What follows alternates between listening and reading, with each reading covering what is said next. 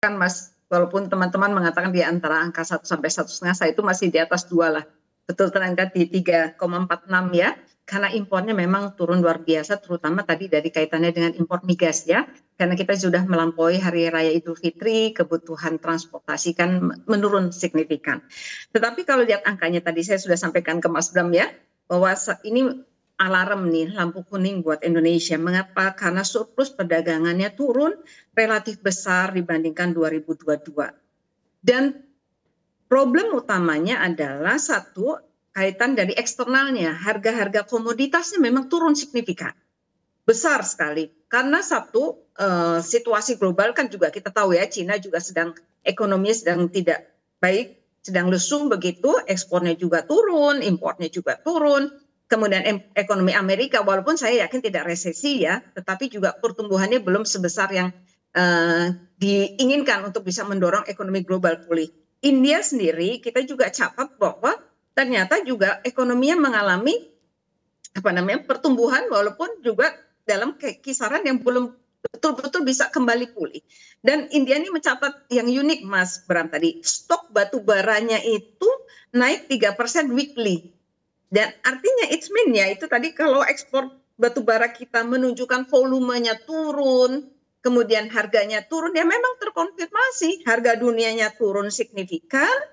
Ya tadi ya, kira-kira di angka 60%-an year to date-nya dari Januari sampai Juni.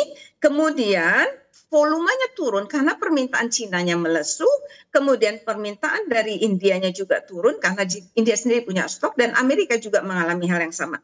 Jadi ini catatan kita. CPO betul ada naik karena volume, tapi ini juga ada pengaruh ya, kaitannya dengan kemarin kita kan sempat juga terkendala ekspor karena kita libur Idul Fitri dan lain sebagainya. Tetapi harga CPO sendiri kan juga mengalami penurunan. Jadi ini adalah basis ekspor kita yang kena imbas dari faktor eksternal harga. Harga di luar kuasa kita. Kemudian ekspornya juga karena terganggu dalam volume karena juga kondisi ekonomi global. Mitra dagang utama kita kan 3 tadi, Cina, Amerika, dan India juga mengalami situasi yang sama. Jadi saya katakan mari kita mulai lihat. Catatan berikutnya untuk saya adalah kita perlu cermati ekspor manufacture kita. Manufacture kita dari mana tuh? Tadi kalau kendaraan kita agak lebih baik ya, bulan lalu kan juga lebih baik. Tetapi dari sisi misalnya ekspor tekstil, produk tekstil, alas kaki, kita punya terkoreksi luar biasa ini. Dan imbasnya ini sudah masuk ke dalam negeri. Jadi mari kita baca data BPS mengenai surplus perdagangan. Saya cuma ambil 3 bulan saja ya, April, Mei, Juni. Ini sebagai tanda lampu kuning mulai harus kita nyalakan.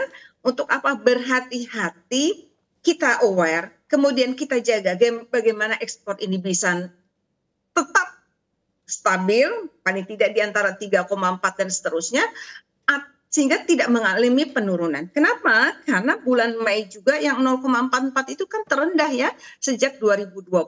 Jadi Mas Bram, catatan-catatan ini perlu kita sampaikan, mungkin agak nggak enak juga didengar ya, tapi kita perlu alarmnya dibunyikan sejak awal karena kita perlu cadangan devisa dari sektor perdagangan ini kan. Kalau ekspornya surplus, perdagangannya surplus, itu akan membantu di dalam devisa kita begitu. Dan volatilitas kursnya bisa ada. Silakan Mas Bram. Oke, baik. Bu Ani ini mengamati yang mana harus mengantisipasi begitu ya terkait ekspor dan juga impor agar memang tetap terjaga surplus kita. Sebetulnya andai memang supply chain-nya rusak, ekspor kita juga terganggu. Ini bagaimana antisipasi dari pemerintah seharusnya seperti apa agar memang ekspor kita bisa berjalan stabil? Satu Mas Bram, jadi dari sisi ekspor kan tadi betul ya, kita tadi ada soal hilirisasi. Itu juga ada pengaruh ya, tadi kan juga disampaikan BPS.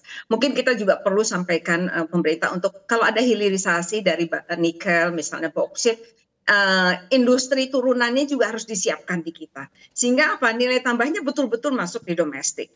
Jadi turunannya disiapkan. Jadi tidak hanya hilirisasi tetapi untuk mentap hasil dari hilirisasi itu dibangun di Indonesia untuk sebesar-besarnya value added-nya ada di kita. Itu yang pertama. Kedua, yang paling dekat ini adalah kita harus monitor mengenai import kita. Import kita nih Mas Bram, kenapa saya katakan monitor import ini menjadi penting?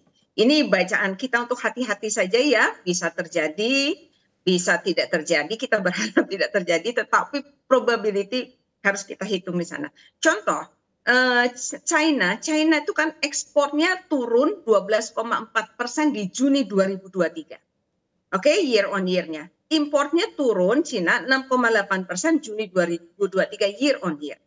Kemudian di Cina apa yang menarik? PMI-nya juga kan masih di bawah 50%. Artinya situasi di Cina untuk manufacturing juga sudah sedang terjadi perlambatan. Kemudian yang menarik Mas Bram, Cina itu sekarang mengalami inflasi almost mendekati zero. Inflasinya mendekati nol. Apa bacaannya? Berarti ada perlambatan permintaan domestik di Cina. Apa bacaannya buat Indonesia? Kalau ada perlambatan permintaan domestik di Cina, sementara ekspornya Cina terganggu, kan berarti itu masuk ke domestik.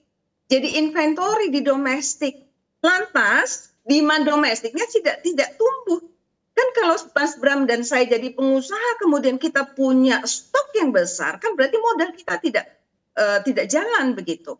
Artinya ada kemungkinan Cina akan boost ekspornya. Nah, implikasinya buat Indonesia, hati-hati impor kita terhadap China bisa menjadi tinggi. Kenapa? Karena kemungkinan harga-harganya akan turun. Sehingga harga produk-produk Cina akan turun dan ini daya saingnya tinggi, sehingga impor kita naik.